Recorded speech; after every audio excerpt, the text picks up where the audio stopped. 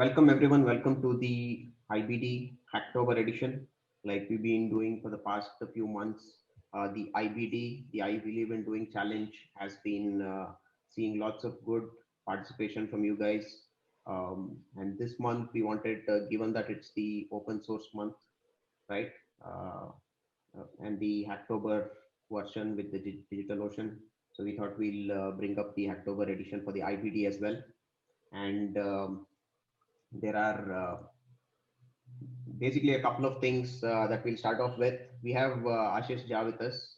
I'll introduce him in a little bit more detail. But before I get to Ashish, I think the overall theme for this month's edition is we'll start off with the open source contributions, right? We'll talk to Ashish, understand what open source is, where it fits in, how to go about it, all of those additional details, nitty-gritties. We'll talk about any questions that you guys have as well, right? And then we'll have an introduction to exactly the process that you guys will need to follow in order to go about creating those PRs, creating those commits, how to go about it, where to start, where to ask, kind of a thing. Okay, so effectively, a lot of you will be starting off with open source, right? So it's a good opportunity for you guys to try it out, learn the ropes, the PRs, the mergings, the cloning, the whole Git operations itself, right? Start off with that, and then kick it off with creating learning experiences, right? Like we do at Cryo, we believe in the learn by doing paradigm, right? And we wanted to give the opportunity to you guys as well to say, okay, if you want, you all faced this scenario where you wanted to learn a particular thing, but you never found a good resource to actually do it, right? Now it's time to take up the challenge and create that learning experience yourself, right? And with that, let's start off. A very warm welcome to Ashish Jha, who has agreed to spend time with us today discussing his open source journey and the importance of the entire open source in your career journey, right? Let me start with a quick introduction. I don't know if it will be quick. Ashish has done so many things in his short career so far, right? So he's a passionate developer who firmly believes in the voice first paradigm, right? So what is voice first? We'll get to that. We'll talk more to Ashish about why the obsession or the passion with voice first, right? He's been an Alexa pioneer. A lot of you'll hear a lot of Alexa voice and those kind of terms. So he's been the Alexa community evangelist for 2 years, running 2018 and 2019. He's been the Alexa hackathon winner. He's an AWS certified Alexa skill builder. And in addition to that, his connection to the open source is the Google Summer of Code, right? He was a student participant in 2019, and then he's been a mentor there this year as well. He's also, in addition, been the Smart India Hackathon winner 2020, right? And from his work perspective, he's worked with multiple clients all over the world, right? And multiple big brands like Sony Music, Reebok, multiple others. The work he does is he builds these Alexa skills for all of those people, right? All of those clients. And these vary across multiple domains. You name it, like education, hospitality, IoT, the Internet of Things, which is a happening thing, finance, health, media, everything, right? And he regularly keeps himself in touch with other people, gives back to the community by conducting workshops and mentoring others as well, right? That's a lot to achieve in a short career, right? So we'll see what drives him, what his passions are, how he got into all of this, and so on. And currently, he's a conversational design engineer at Vixen Labs, which is a UK-based company, right? We'll talk about what his role there is as well. Ashish, welcome again, and thanks for joining us today. Thank you so much, Suresh, for this long intro. And yeah, you guys will be hearing a lot about Alexa and voice in today's session. So if any of you have your Amazon Echo devices around you, please mute them, or me saying Alexa every once in a while will get it activated and you will get irritated. That happens a lot whenever I'm speaking. So yeah, just a fair warning to everyone. Yeah, fair starting advice and warning, right? Yep. Okay, cool. So let's start off with the basics. We'll go through some of the user questions as well, some of them that we don't cover in this session. Let's start off and say, what is open source, right? Yeah. What is open source? Yep. Open source, from the name itself, we can understand like it is made up of two words, right? Open and source. Open generally means like collaboration is open to all. Anyone can come, give their opinions, or contribute to the code, share their ideas. It is open to anyone. Like there is no entry barrier as such that, hey, you cannot contribute to this, or this person cannot contribute to this code.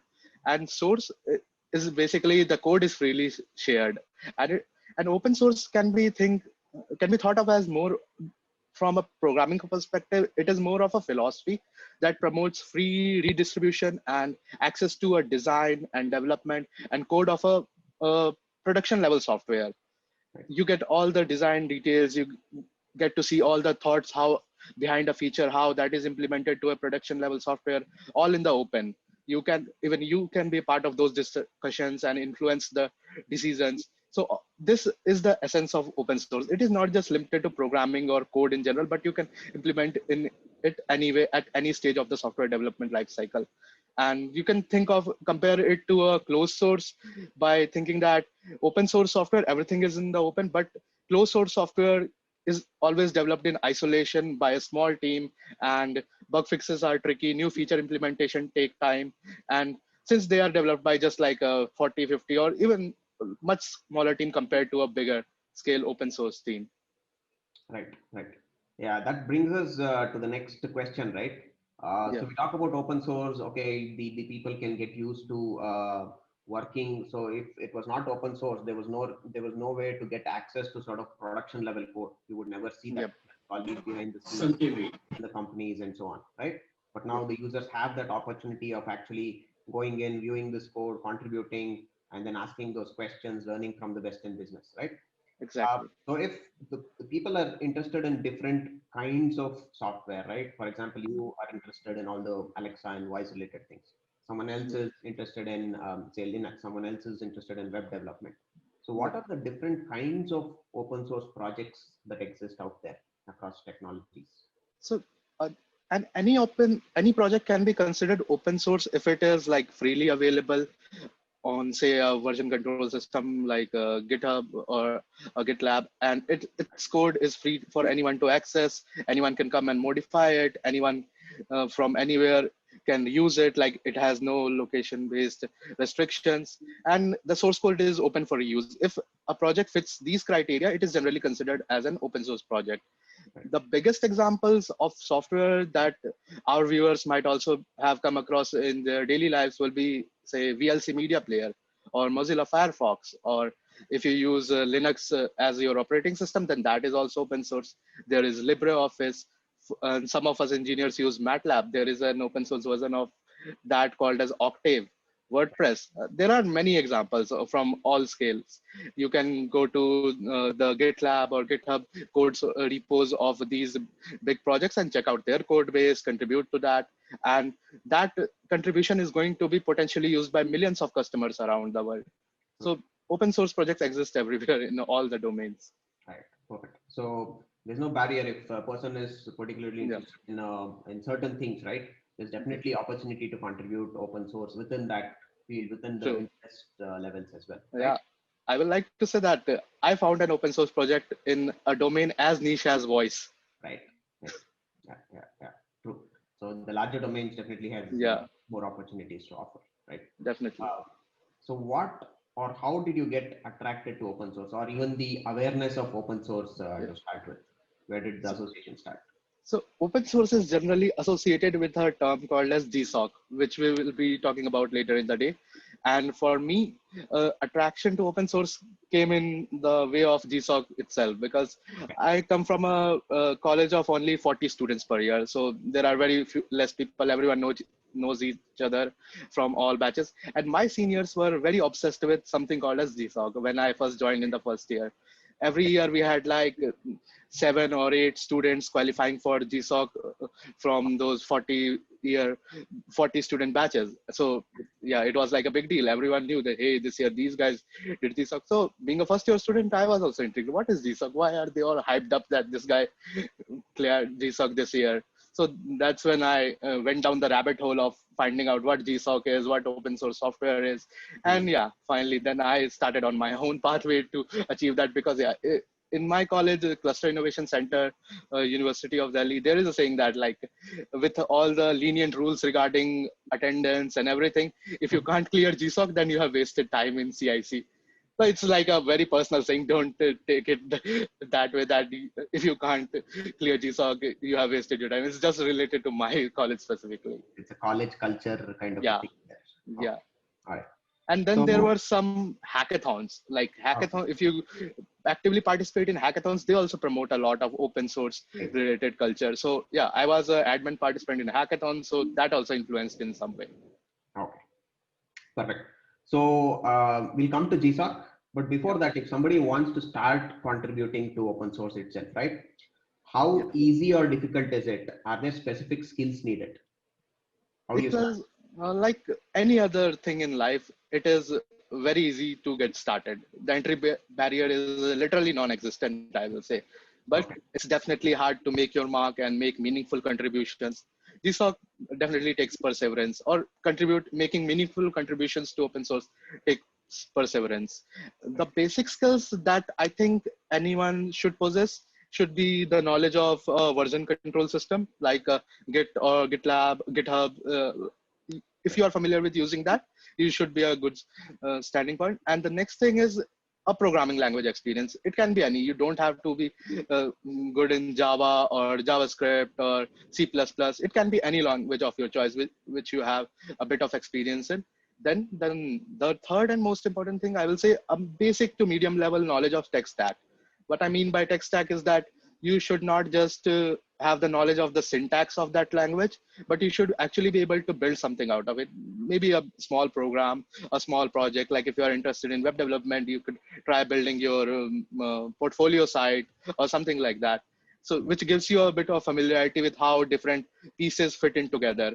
That's what holds your tech stack in. So with these basic to medium knowledge of doing some simple projects, you can then look forward to and check out different orgs, and the next steps definitely follow after that. So basically, to summarize, you pick the field of your interest, right? Yeah.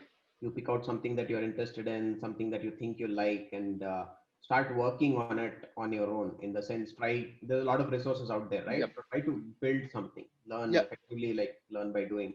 Yeah, like exactly. So you have to like start by yourself. You can create a GitHub account, put your own personal projects in that, and whatever you build, if you make it publicly available, it can be considered open source, kind of.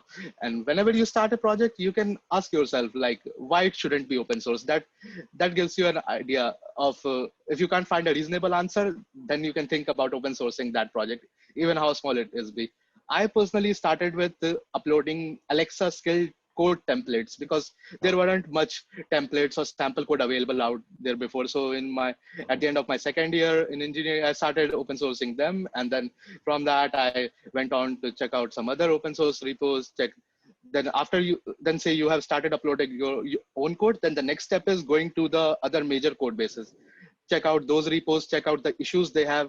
Most of them have like a beginner friendly labels where you can take a look at the code base, see if you can fix that beginner level issue.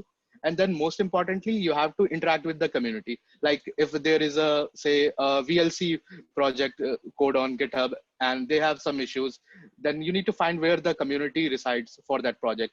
Most likely they will be present on Gitter or Slack, or they will have a mailing list. Okay. You have to join there and get to interact with people so that you understand how it's not just code. There are tons of people working behind that code.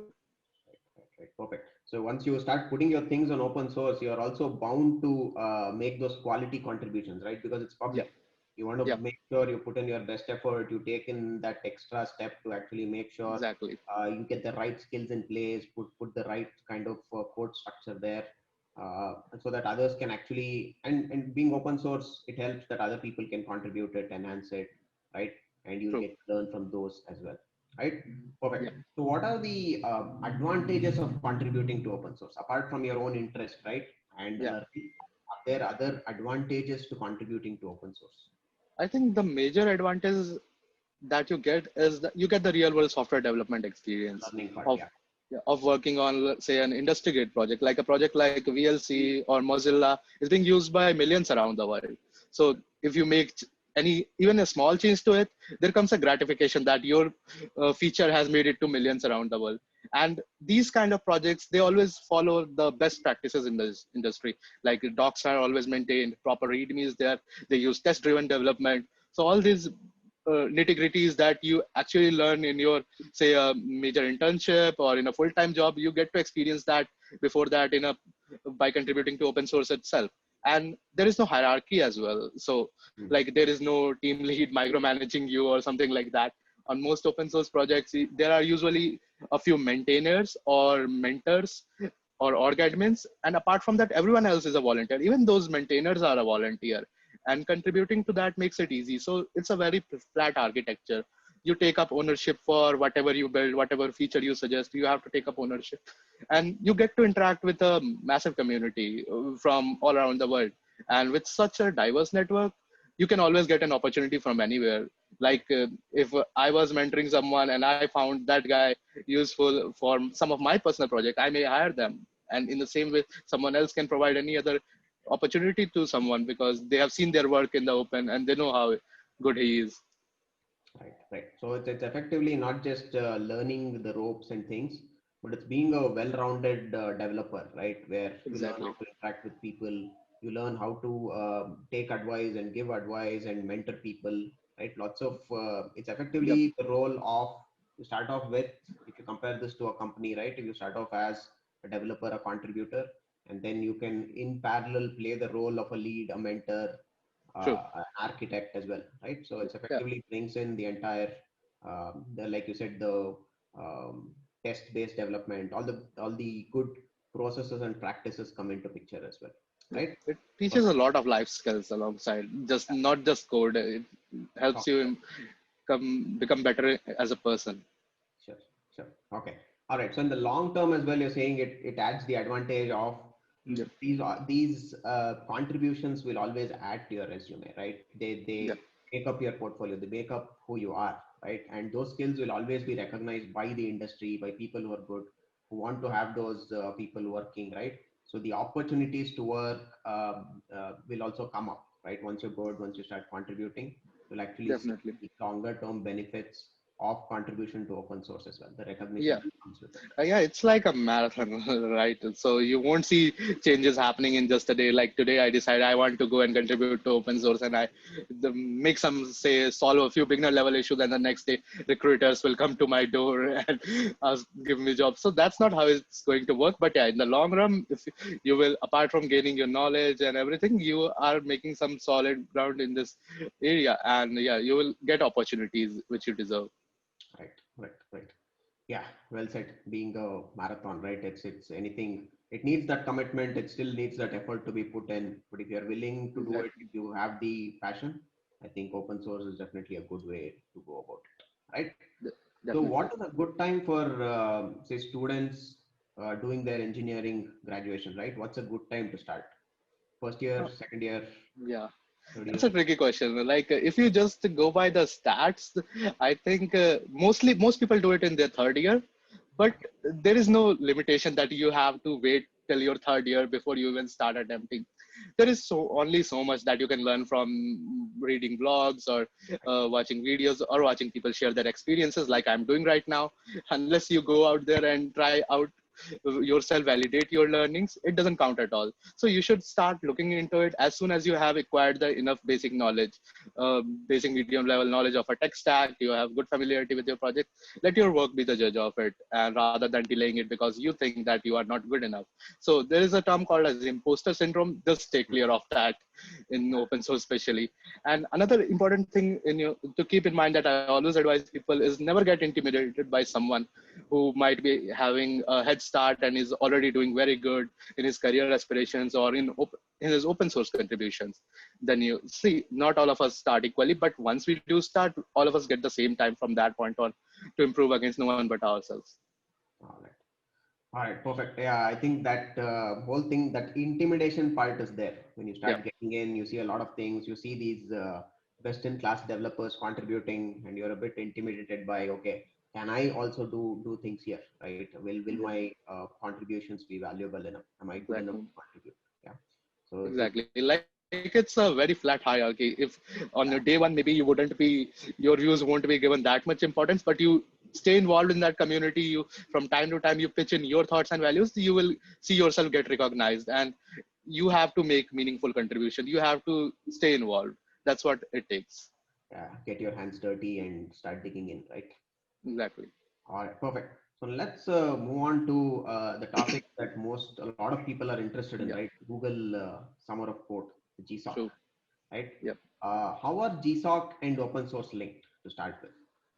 So if we go back to the beginning of our discussion, making your code base public was Right. one of my suggestions. So that is a good start. But the real essence lies in how you contribute to major organizations, which are being used publicly by a lot of people. So GSOC is one such program that provides a platform where you can find what these organizations are. You can search upon you based upon your interests, because not all of us know how many orgs are there. There are a lot of orgs, believe me, and they are across a variety of domains, from medical to operating systems to something as niche as voice to say game development, anything. If you can think of a domain, there is probably an open source organization working in that.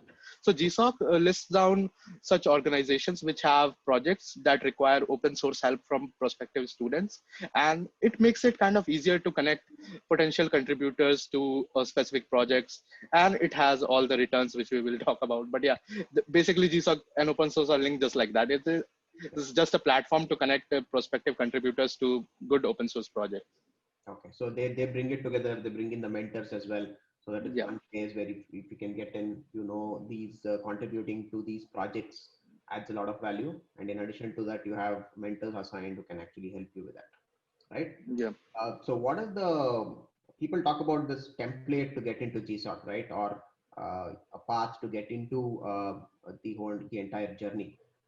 yeah. Can you give us an idea about that and how your journey went getting into the GSOC program as well? Yeah, sure. So, in my first year, I heard about GSOC, Hmm. but I was bitten by the imposter syndrome. No, GSOC takes at least 3 years of preparation, so I didn't even try. So, second year, I thought maybe people are wrong. I should at least give it a shot. But what went wrong that year in my second year, I didn't try. I didn't make any meaningful contributions. I didn't go in the community, interact with people. I just created a proposal. Hey, that I can do this for your organization. Please accept me, and that didn't work out as we all expected. But in the third year, I knew what I did wrong. So even before the GSOC period, I went into the Rocket Chat community. I started interacting with people, and I pitched the idea of building Alexa skill, uh, which I will talk about later. And so then I pitched it, and then I got selected. So the basic template that people talk about is, first things, just to stay clear of those imposter syndromes and everything. And once you're ready to apply, you need to find an organization on the GSOC platform, Hmm. and then you have to start interacting with people, and then you finally get to code. Finding an organization is the tricky thing. There are two approaches to it. Like, first is the top down approach, where you have clarity on what your skill set is. Like, if I know JavaScript, I will only contribute to JavaScript projects, and if I don't know anything about operating systems, it doesn't make sense to even apply for operating system projects. And the second approach is the bottoms up approach, where, say, you like a org very much.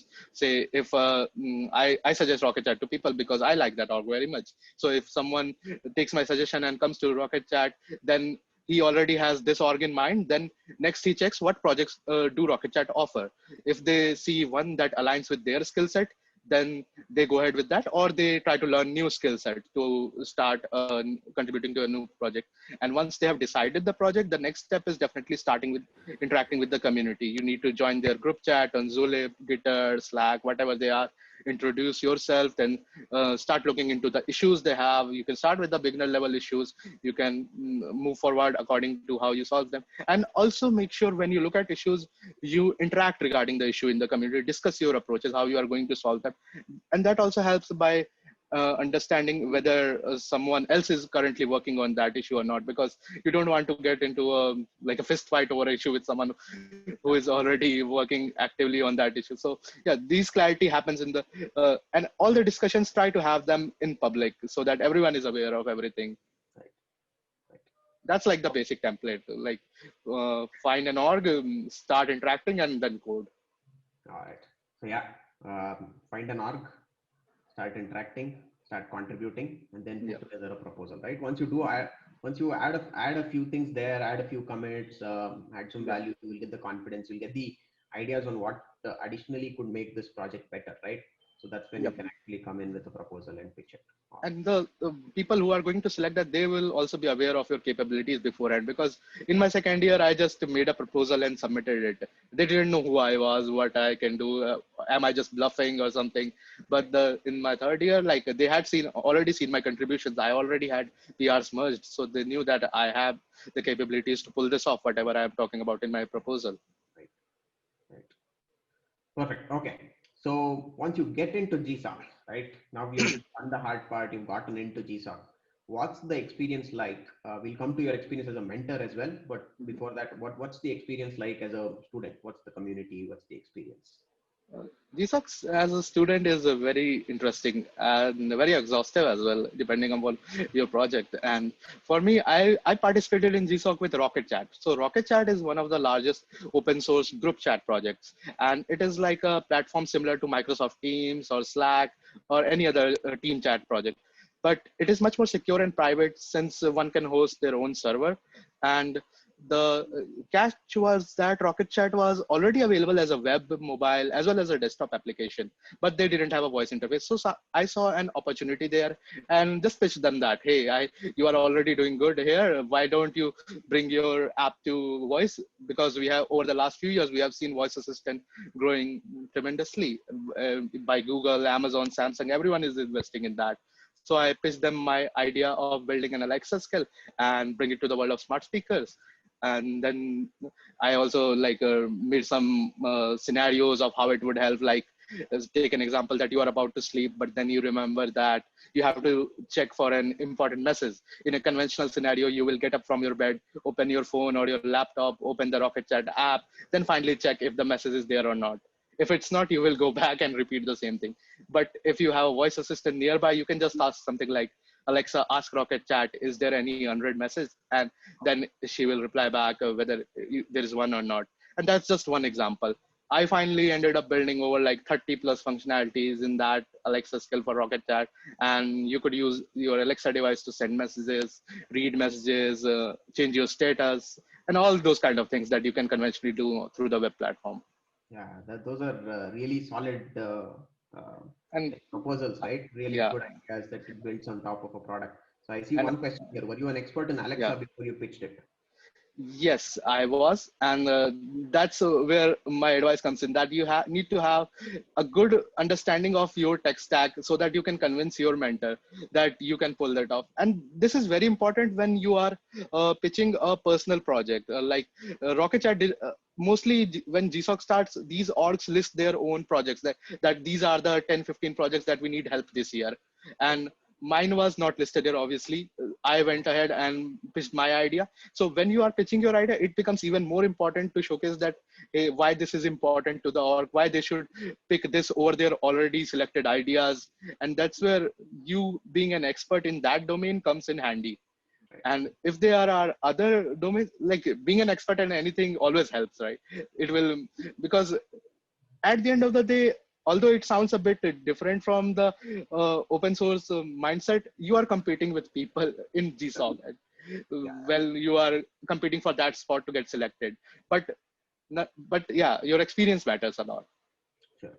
Yeah, I think the experience does matter, as well as you have to convince people of that it's a good idea, right? It's actually Yeah, add value to the product, and to do that, you have to come up with use cases which people can identify with, right? Like the exactly. sample scenario that you spoke about.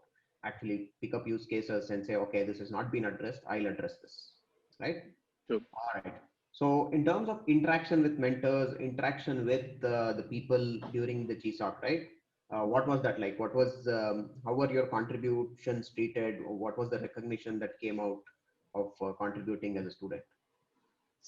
it was a bit different, and like my mentor was definitely not an expert in voice, so Okay. he gave me free reign on whatever I wanted to do, however I wanted to do. So generally it doesn't happen, so don't my viewers shouldn't take this approach. And but still I learned a lot. Like I learned how we should discuss things beforehand, how because there was not me, there was one other guy working with me on that project. He was building an equivalent Google Assistant version of the same thing. So Wow. we decided to build it together. So we had discussions with our mentor, like this feature makes sense, this doesn't make sense. So general team discussions, and it helped me understand a lot of things. And I was being mentored by the Rocket Chat CEO and COO directly. So that experience was also a bit overwhelming, but yeah, also exciting. And another thing, I was doing cryo summer of doing at the same point of time. So yeah, I was able to mix and match both experience together to bring out something more good. That's a lot of learning for one summer then. Yeah, yeah, definitely. Cool. Okay. Then you were a student in one of the versions of GSOC, and then you started off as a mentor in the next GSOC, right? So Yeah. what was that experience? How do you go about being a mentor?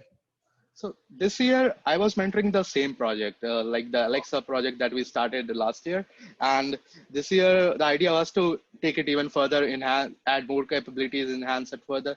So there was one student I was mentoring, and he had the task to enhance both the Alexa skill and the Google Assistant version of the same. And mentoring was a bit different. Like the mentor experience actually impresses you what a future project manager or a team lead role experience could look like. It kinds of prepares you for that, because the amount of code that you write, that definitely decreases a lot. But yeah, you still have to oversee all the architecture changes. You have to code review your students each line of code, whether they are following the practices which align with your repos, and you have to comment and take decisions on their design decisions, whether they are following the right way to solve some specific problem. And there are places they will get stuck, like I used to get stuck last year. So from my learnings, I helped him that, and maybe next year that student can play the same role for another prospective student. So it's a ongoing cycle, but yeah, it's a bit different, but yeah, all the same, more enjoyable. Right, a different kind of responsibility, right? You are so it's easier being a student probably, right? You take Yeah. up questions, you have a mentor to ask. If he says yes, you go ahead. Otherwise, you pitch a different one. But then when you Yep. mentor, you have to make sure that the design, the what you have in mind versus what they're doing. If there are two, three people working on it, you have to make sure it's all the effort is coordinated. It all Exactly. comes together to actually build the feature that you want to build, right? So True. it's more of a responsibility kind of a thing, right? Yep. All right, perfect. So now we'll move on to your passion. Okay, before that, I think I have a couple of questions as well. How do you manage your open source contributions along with your engineering or other work that you're doing in terms of time and Yep. how do you distribute it? Sure. I was actively contributing to Rocket Chat last year, and this year I was in a mentor role. So, mentor role generally requires 10 to 15 hours of commitment per week, which you can easily put off like a couple of hours to help the student. And apart from that, I was mentoring in a role which was around building an Alexa skill. Alexa is definitely my passion. So, taking time out for that specific purpose is very easy compared to, say, if someone makes me a mentor in, say, a Kubernetes project, I will definitely bail out within the first week. So having something to work on which you like, that makes your life a lot easier.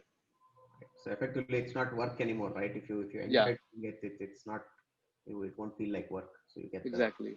yeah the interest and the time. You will actually make the time to do it. So one other question is GSOC for 2021.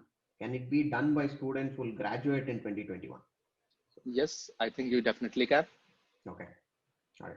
So when does the whole application or thing start for GSOC? I, I think GSOC recently made a few changes. There was a GSOC Mentor Summit 2 days back in which they announced a few changes. They are going to publicly announce them on 26th of October. But I think next month the application period is going to be very flexible, and they are reducing the time, the stipend, and all those things. So like full details they will disclose on 26th. So whatever I say today, it might not be relevant in a week's time. So better you wait for like 7 8 days and just hear it from them. Okay, all right, okay. So there's one question here which says I don't have any development experience. How should I Yeah. start development and jump to open source?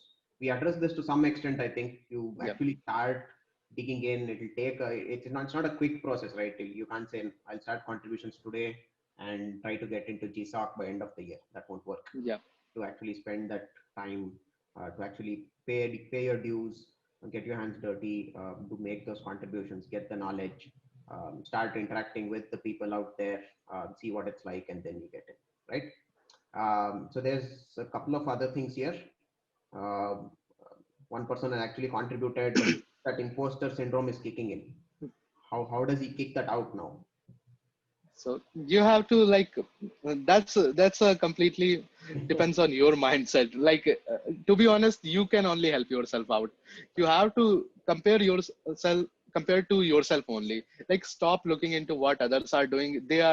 You are not going to reap any rewards for their efforts. You are only going to reap rewards for your efforts. So look into the contributions that you have made. Are they more than last year? The contributions you made last year, or are they less? If they are more, then you have no need to feel like an imposter. You have definitely proved your worth. Keep improving over yourself. Like that's the only way forward. And like there are amazing people all around the world. They are going to keep doing amazing things, but you have to be amazing on your own playground, on your own setup. You are your own benchmark, right? As long as Yeah. you are improving from where you were, say year on year, I think you're progressing in the right direction there. Sure. How to make proposals? Yeah, I think we briefly discussed that. Can you send your proposal? Is that publicly available? No, it's not publicly available because it's not like a one template fit all scenario. Okay. Every proposal needs to be made according to the requirements of the org, requirements of the project, how much you have interacted with them, what work you have already done with them, what work you propose to do. So these are the kind of things you need to put in there.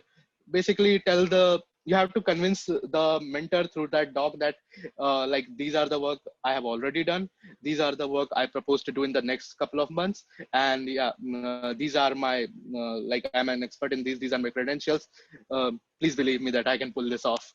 So it's not like a one piece fit all thing. So that's why I made it available. Effectively, two things, right? One is it should be a pitch which adds value, right? Yep. You come up with the right use cases and you say, okay, this is what I'm trying to address.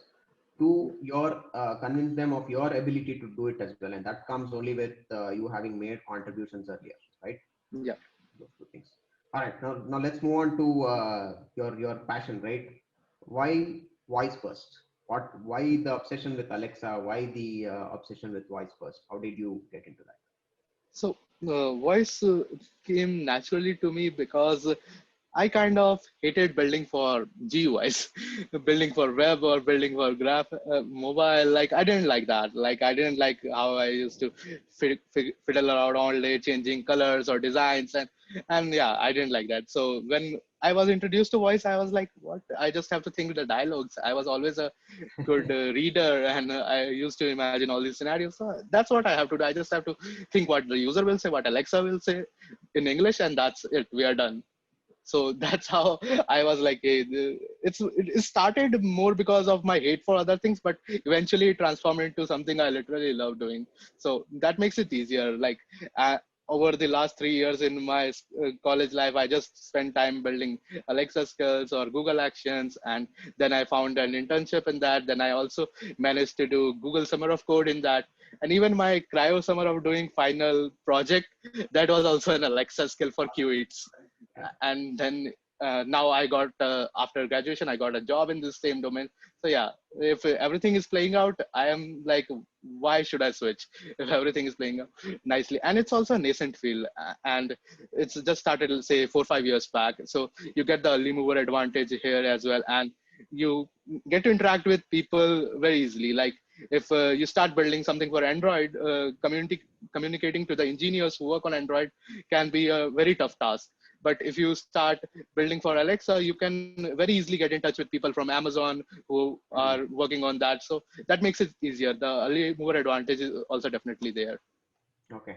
So you believe that language is the natural form of expression, right? That's how Yep. people should be Yep. interacting even with machines, through machines. Yeah, like we all have been doing that as a child. And once your product gets launched on these smart speakers, there is no technical barrier for anyone to use it. Like even my mother can use it easily, my grandfather can use it easily, or even a small child, my niece and nephew can enjoy it. So they don't have to, I don't have to teach them, hey, click this box or log into this website. How do you even log in? All these kind of things. They just have to start speaking, which they all know how to do.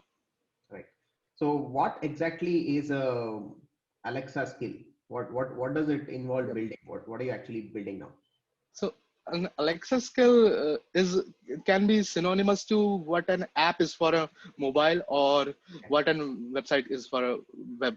So it can be synonymous to that. Alexa is just like an interface. In the same way we have mobiles as an interface to some software, Alexa is just like an interface. And on top of Alexa, we build skills. Skills are just like apps. So if you have a Zomato app on your phone, you can order food, you can find restaurants, all those kind of things. And when you have Zomato skill on your Alexa, you can again search for restaurants. You can ask it, where is my order, things like that. On the Uber app, you can ask it to book an Uber, similar to how you can. So it's just like synonymous to an app, but you interact via voice here. That's the major difference. Effectively, the outcome should be the same whether you do those Yeah, clicks on the UI versus you giving yeah, the same instructions through your voice. yeah. Right? The outcomes should be same, but at the same time, it should be much more faster, ubiquitous, and all those things, because then only people will use it. So it has its own use cases. Like in some use cases, it fits well, but yeah, in other use cases, it might not fit well. Like where you want to purchase something, you cannot purchase a cloth without seeing how it actually looks. Sure. Sure. Got it. That's a very interesting thing. I wasn't even sort of aware about that before I started reading up on your resume. Right? It is like an app store where you can build one Yeah, Alexa skill for every app, effectively. Right? So what do you? So you are right now working with Vixen, right? yeah. And what's your current role? So my current role is like a very literally speaking, it's just building Alexa skills for different brands. So Vixen is like a voice design, voice strategy agency. And like in the same way, we have like a digital strategy, digital design agencies where they approach a brand and tell them how they can leverage voice as a channel Okay. for their use cases. Because currently there are over a billion smart speakers with Google Assistant enabled, and there are over 100 million devices with Alexa enabled. So that's a huge market out there for any brand to leverage. So agencies like Vixen Labs, they collaborate with brands like Sony Music or McDonald's or Reckitt Benckiser, all these kind of brands, and they build Alexa skills for them or voice strategies for them, like channelize how you can leverage voice as an interface to bring in more revenue, more customers, all those things. Okay. Yeah, that's very interesting, right? And sort of enlightening as well. The speed at which the world is progressing towards the Yep, voice centric systems, right? definitely. Okay, let's see if there are any final few questions coming in here. How to reach good communities easily within the open source? That's something which is going to take a bit of a trial and error, I will say. You need to look for relevant projects first of all, and then find the community and then get started. Because even a community which is very small with like two active projects, that can be also be good for you. And a community like FOSS Asia or Rocket Chat, which have multiple projects going on, they can also be good for you. It's not like a one size fit all answer again. Okay. Yeah, sure. That makes sense. Yeah, there's a bit of a trial and error involved. So you actually get in, try to get in touch with the community, see what works. And different projects, I think, have communities being active on different sort of forums, right? So to Yep. find the right one for that particular project. All right. So a couple of more questions. Some of these we've answered. Open, you're new to open source. How do you start doing this? But the one key question here is most of the repos don't seem to have beginner friendly issues, right? So how to find beginner friendly issues and start the journey? Like if they are not having any beginner friendly issues, the next step will be to go to their community and ask for it. Hmm. Introduce yourself, tell people, tell the maintainers or org admins. They are usually very enthusiastic. Everyone is enthusiastic about newcomers coming to their community and pitching in to contribute to something, because we are all volunteers here and we will love to have an extra hand on board. So if you don't have any beginner friendly issues labeled, you just go and ask for them, like ask for a direction that these are your skill set. How can you start with doing something, contributing effectively in that community? Ask for direction. Right. So you have to do your homework, put in your dues, do your study, and then say, okay, I can probably do these things. How do I do it? Get in touch with the community and then start off. Yeah. Right. All right. I think we have answered most of the questions we have. One last question we'll probably take.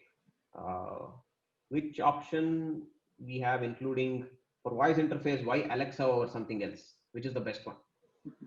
Okay, so Alexa personally for me because they have a much better developer ecosystem, especially in India, and the Alexa evangelists, the dev community are very easily accessible. And from time to time, they keep conducting events and hackathons, which we all love as developers.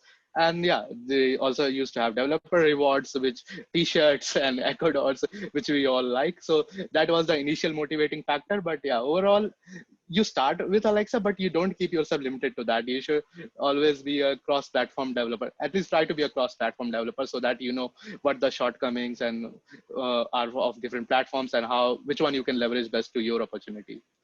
All right. Yeah, start off with one that you're Yeah, comfortable with, but then it's better to get that diversification, right? So yeah. that you understand the drawback and the strengths of each of these options. All right, Ashish, thank you. We've had a wonderful time talking with you. Any advice to our listeners? Parting words? Yeah, sure. So, open source definitely played a good role in my journey. Like, I definitely learned how to spend more time reading code than writing code, which is very important, and maintaining the docs. And it also helped me experiment a lot and push out boundaries to everything. And there were also quite a few rewards like if you do GSOC you get a healthy stipend, but after that you also get to share your experience with different people, form a community around your project, and you also get to speak at some conferences. Recently spoke about at the GSOC Mentor Summit. But all these things they start with you picking up a project and devoting your time to it. And for a college student, it does get very confusing and tricky to pick a field that they should go ahead with.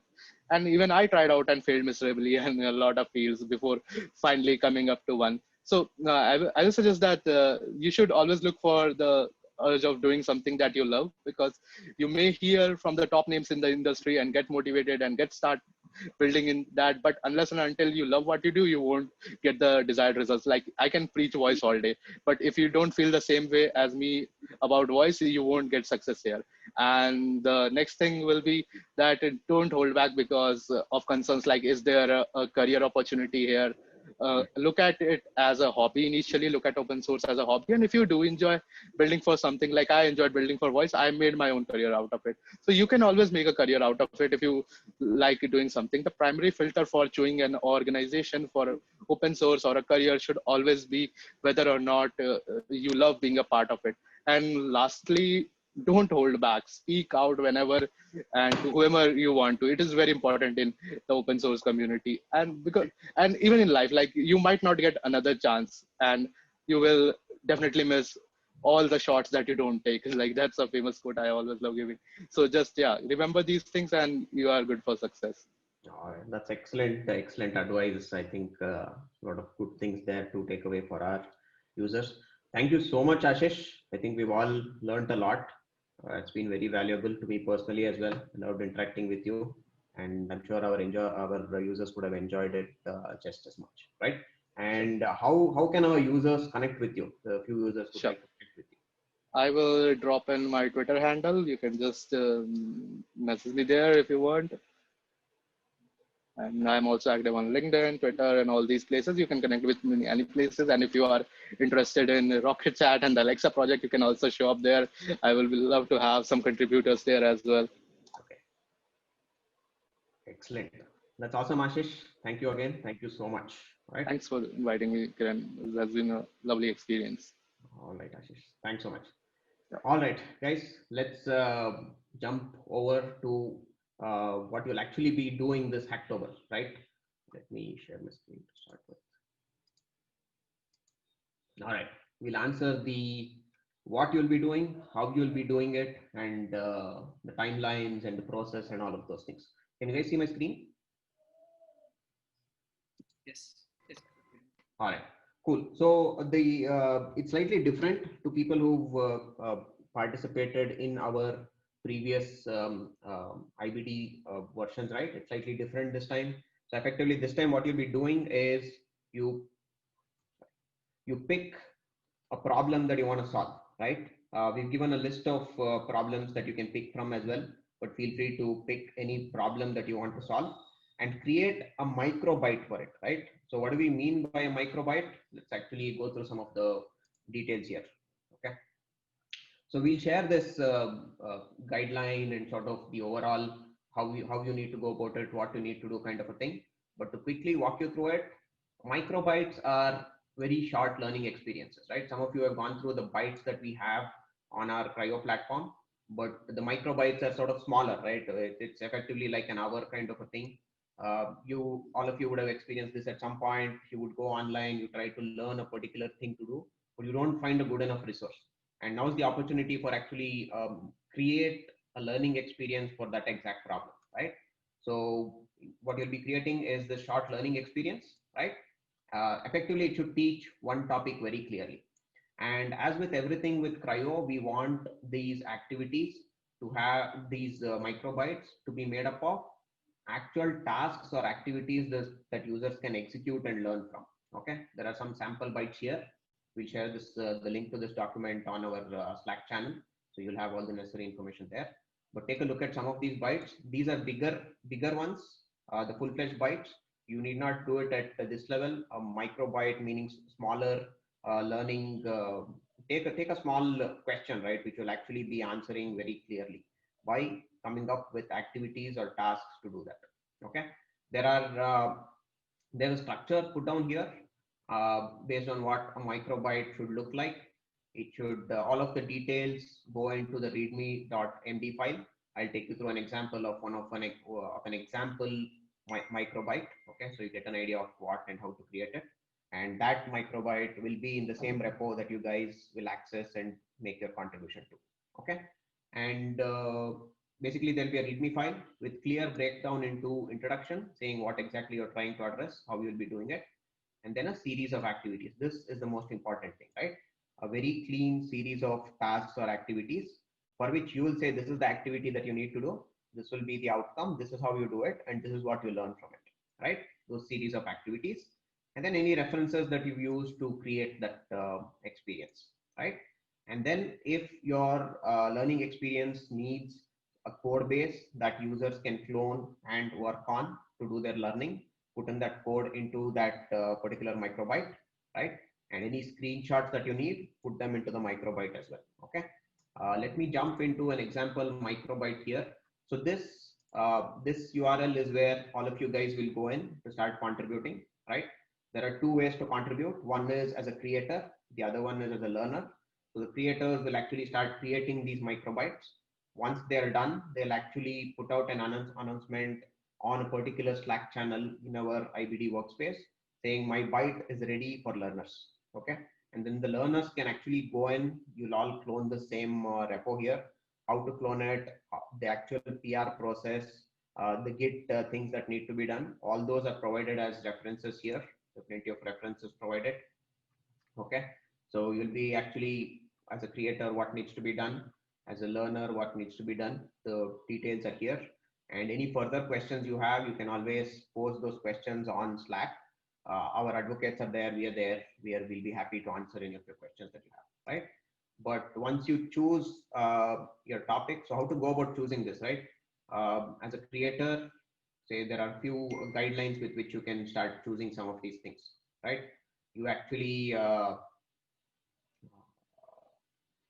spend some time trying to choose how you want to go about choosing a topic, right? You spend some time understanding that topic, you go read a few of the links that are there, compare a few blogs which are trying to convey information about that topic, and then come up with activities with which those can be clearly learned. Okay. And then these are some examples of what's probably a good example for a microbyte, what's not a very good example for a microbyte. If there are some curious catch-like questions, right? Questions like, will multi-threading help you when you have only one CPU? That's a very clean, concise question, right? So you can create activities where you have some code being compiled. You can create a couple of process, show whether there's a difference, whether it's actually helping, prove that hands-on, right? So Sridhar wants to know if anybody already knows the answer to this question, right? So these are good topics and sort of interview questions. For example, when to use a static variable. For example, this, if you try to create a microbyte for this, right? What you have now is some blogs and some theoretical links where you can read about it. But then can you create code where you can actually make this a learning? Very clearly say, okay, this in this situation, static really made sense. You actually put it down in a piece of code. You try to use it as a non-static variable, see what happens. Then you use a static variable and see what happens, right? So these are good things.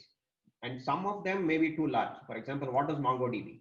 It's a huge topic, not something that you can do within a microbyte, right? So try to avoid taking up huge things like that, right? You can always, and the other thing is you can create multiple bytes. It's not restricted that one creator has to create one byte.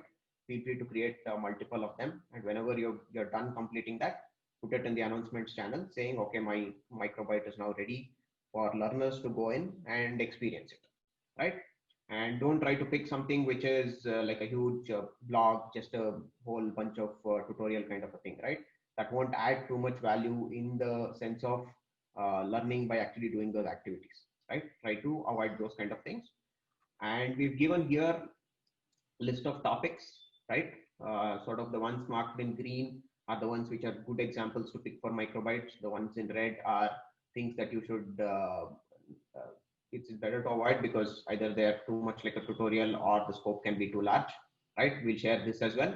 But apart from this, feel free to pick your own topic as well, right? These are a suggested list of topics, but you're always free to pick your own topic where you think you can do justice to it as a microbyte, right? And the learners come in once the bytes are created. I'll actually go through the one of the example microbyte structures. But once the creators have announced on that Slack channel saying my microbyte is ready, the learners come in and they'll actually clone or pull these microbytes that are there in the Git repos. The process for that is documented, and the learners will actually go through the bytes, right? They'll actually do the activities there that are suggested there, and they'll say, okay, some more activities here will add value, or this activity is not very clear, right? Or this activity basically is failing. This is not working as it's supposed to do, right? So those things are here as well, right? Give me 1 second.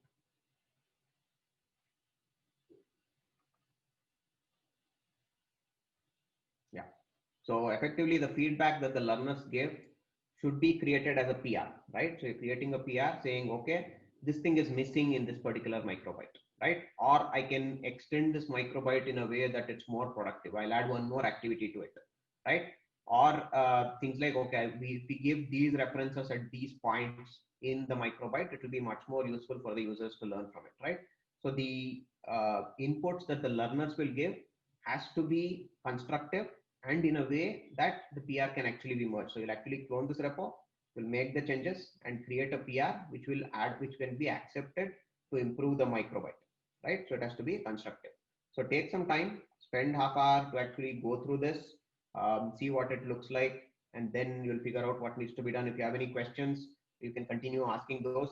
We have an FAQ section here, which we will continue adding to as and when questions come up as well, right? Amog and Ayush have come up with this. They'll be there on Slack throughout, along with our other advocates as well, right? So feel free to ask questions. Take a look at this and get started off. So effectively, what does a microbyte look like when you create it? There's an example here in this Git repo that Git. So effectively, this is an organization, right? This CryoBytes is an organization we've created. There are multiple categories under which you can start adding. Each of these is a repo, okay? Security, database, web, networking, system design, data structures, algorithms, OS.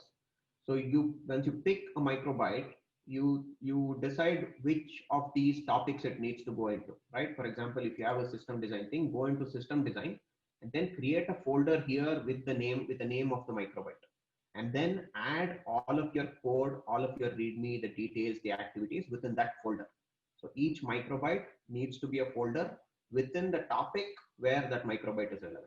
If you pick a system design topic, create a folder here, name it what your microbyte name should be, and then go into that folder and add all of your things. Okay. So yeah, coming back to one of the sort of example microbytes, right? So for example, this one says, understand how the function call variables are represented and stored on a function call stack, right? So this README has all of the details. Formatting it is pretty straightforward. There's a link given here as well as to how that needs to be formatted. Okay, this will give you all the syntaxes and stuff, but it's pretty straightforward to actually structure it this way. You have an introduction section where you talk about what it is, any background. If there are prerequisites, you can list that. And this is the main section, the activities. So you say activity 1, do this, refer to the file that is there. So in addition to this README, right, there is a source folder which has some of the files that you can actually copy and execute and learn. There are images which are referred to in that README as well, right? So it calls out what needs to be referred to at every point in this learning. So activity 1, you will actually have to refer to this file which you'll execute.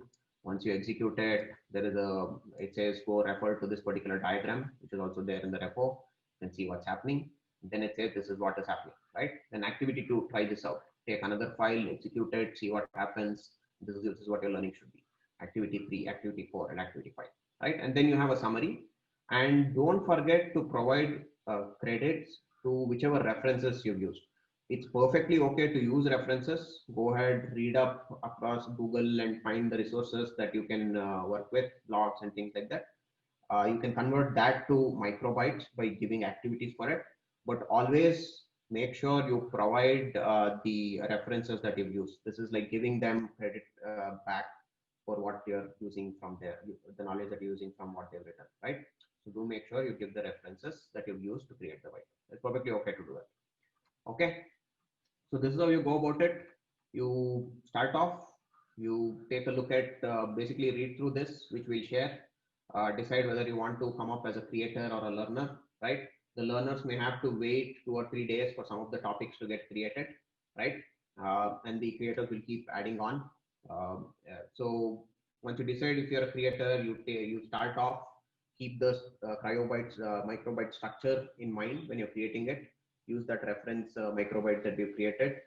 Make sure you have the right activities. Just review it once you've created it, right? So to make sure, okay, this is actually leading to good learning. I'm actually, whatever question I wanted to answer, if the user goes through these activities, he would have learned those, that he would have answered that particular question, right? So that's how you'll go about doing it. Any questions at this point? I think that's effectively what we wanted to cover. Make sure you join our Slack workspace. Most of you should already be there. If you're not there, do join the Slack workspace.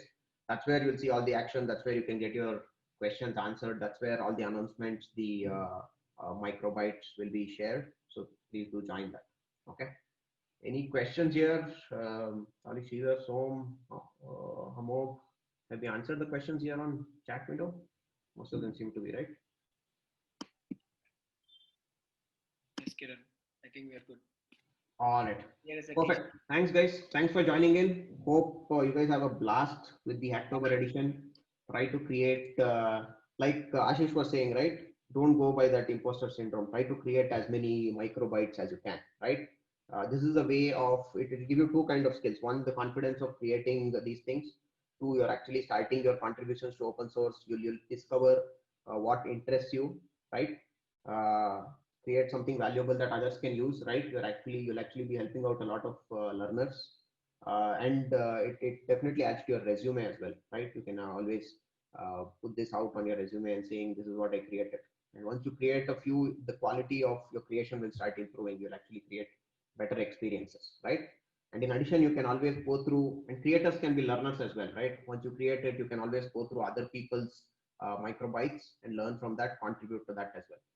And in the whole process, you'll get really solid with this, all the Git process, the PRs, the commits, all of those things as well, right? So a lot of things to learn, a lot of things to enjoy.